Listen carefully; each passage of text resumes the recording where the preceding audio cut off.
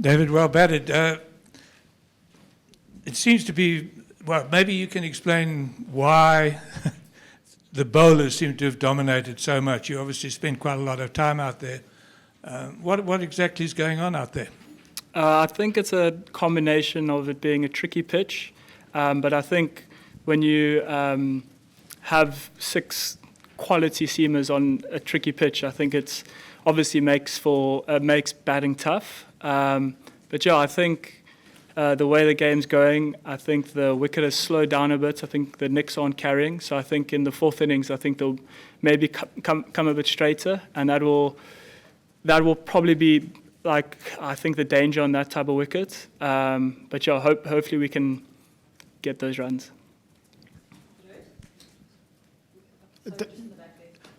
David, yesterday you guys didn't make much progress early on. Do you think it'll help tomorrow? Clearly, you're going to have to chase the highest score of the match, but having a target in mind, do you think that'll actually help the guys to know quite how to pace the innings? Yeah, I think so. I think we definitely showed more intent today. I think myself, Thames, and probably Kyle tried. I think it was tough on that pitch, but I think that will probably be the way we go about it in the 4th innings. David, not many guys out there, yourself is an exception, have been playing much red ball cricket, these past few months. Do you think that's contributed to the clatter of wickets? Maybe, but I think that the 6 quality seamers out there, I think that makes it tough. Personally, I don't think the Australians gave us any bad balls. I think the boundaries were hit or were decent balls. But I think that's why they're the best in the world, I think. So hopefully going forward we can just counteract that and win the World Test Championship. Bedingham, we saw you open in a test match some time ago, and I was just wondering if you felt that the need was there. Would you be happy to bat a little bit higher, perhaps even at number 3 in the chase? I'm happy to bat anywhere I'm told. I think I'm confident to bat anywhere, so if they ask me to bat 3, I'll bat 3. If they ask me to bat 10, I'll bat 10. But yeah, I don't think there'll be much change. Well batted, David. After tea, we saw the clouds come over, but and Lungi really bowled got the ball to move a lot. Having so much experience in England, could you maybe just describe how that changes the cloud cover and how it affects the movement? Well, I think they always say look up, not down, and I think that we probably got luckier with the conditions. But you mentioned Lungi. I think he struggled in the 1st innings, and to come back the way he did was quite special, and I think we're very lucky to have him. David, we saw a few drop short of the keeper in the slips in that last session, especially there. Is it tough to get a read about how close and where to stand for your quicks, especially in the slip cordon? Yeah, well, I think we maybe picked it up a bit late, but I don't think we could get closer. I mean, they were playing massive drives and it was still bouncing short. So I think maybe in the morning, I think we'll still try to get as close as possible, but I don't think we could have got any closer. David, you touched on Lungi struggling yesterday. What was he like this morning, last night, and once he was on that tear of 9 overs, what was it like sharing a field with him? Lungi's a chilled guy, so I don't think it would have affected him that much. But yeah, I think he was struggling with that end, and I think as soon as he changed ends, he looked a lot more comfortable. And for him to bowl 9 overs on the bounce takes a massive amount of effort. I think we're very lucky to have him. You and Temba fought back with a bit more aggression than was shown last night. Is that the way to go on a pitch that any ball can have your number? I think so. I think the main thing is just to 100% commit if you're defending or attacking. I think as soon as you get caught in 2 minds against these attacks, I think you get found wanting. I think just 100% commitment in defence or attack. Hi there. Could you just talk through the ball in the pad flap moment and I suppose the discussion around that?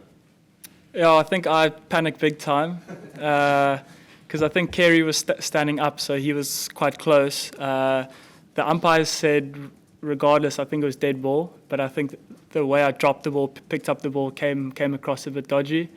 But yeah, I'm glad they just withdrew the appeal because there's more controversy and that type of stuff. But yeah, I'm glad it just was. I'm glad nothing happened out of it, really. Yeah. Was there any more discussion of it post, or was it kind of it was dead ball, we move on? Not really. I just think the slip warden just told me just don't panic, just leave it. I think, but in the moment, I think I panicked big time. Yeah.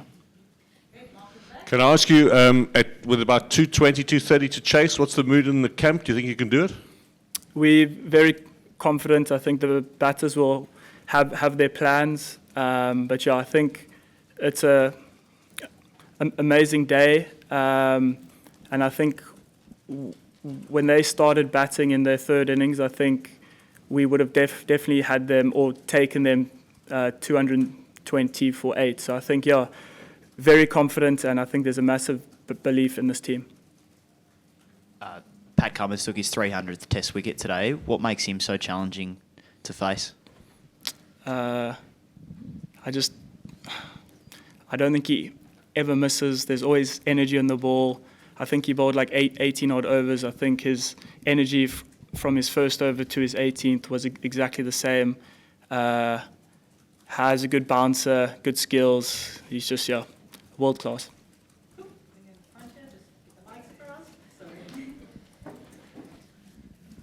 David, was there a meeting of the batsmen and the team overnight, last night or this morning when you got to the ground with that deliberate effort that you were going to not die wandering and you were going to, whatever happens, you were going to go after this? Not really. I just think it was more a case of just like having the complete backing of the team. So if you're keen to block all day, you can. If you're keen to smack it all day, you can. So I think there was a chat, just be as clear as you can, and the team will be okay with that. David, you mentioned it was a tricky pitch a few times there. I mean, for this, to illiterate eyes, it looked like a dry pitch, and generally there's a bit of green on a Lord's pitch in county cricket, and you played a lot of that. So why do you think it was a tricky pitch? Like, can you just elaborate on the tricky bit of it? Well, I think with the slope, I think the bowlers have the ability to take it obviously with the slope, which means the ball will move more, and then they also have the ability to take it away with the slope. So I think just having world-class bowlers with a pitch that can move both ways, I think makes it quite tricky. David, you said there's the belief to get the runs, but tomorrow's possibly the last day, and you have it's on the threshold of being world champions to get those runs. Do you embrace that pressure tomorrow about going for it and saying this is our chance to do what no side has done before? I think it's just an amazing chance, and I think we're all very, very excited about the opportunity to win. Like I said, it could go either way, but I think us as a team are very, very excited, and there's a lot of belief in the dressing room.